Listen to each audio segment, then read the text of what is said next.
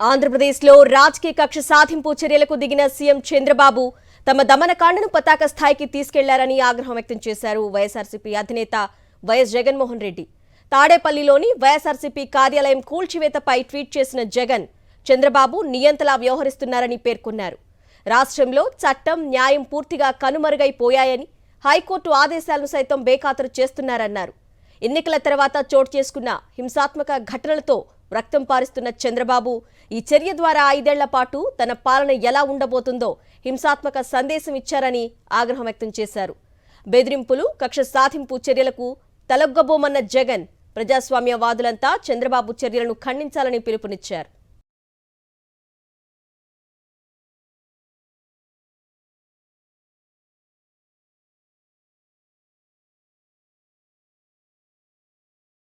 ఆంధ్రప్రదేశ్లో రాజకీయ కక్ష సాధింపు చర్యలకు దిగిన సీఎం చంద్రబాబు తమ దమనకాండను పతాక స్థాయికి తీసుకెళ్లారని ఆగ్రహం వ్యక్తం చేశారు.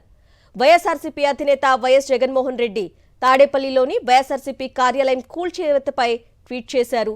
చంద్రబాబు నియంతలా వ్యవహరిస్తున్నారని పేర్కొన్నారు.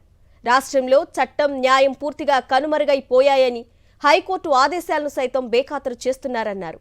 ఎన్నికల తర్వాత చోటు చేసుకున్న హింసాత్మక ఘటనలతో రక్తం పారిస్తున్న చంద్రబాబు ఈ చర్య ద్వారా 5 ఏళ్ల పాటు తన పాలన ఎలా ఉండబోతోందో హింసాత్మక సందేశం ఇచ్చారని ఆగ్రహం వ్యక్తం చేశారు. బెదిరింపులు, కక్ష సాధింపు చర్యలకు తలగ్గబోమన్న జగన్, ప్రజాస్వామ్యవాదులంతా చంద్రబాబు చర్యలను ఖండించాలని పిలుపునిచ్చారు.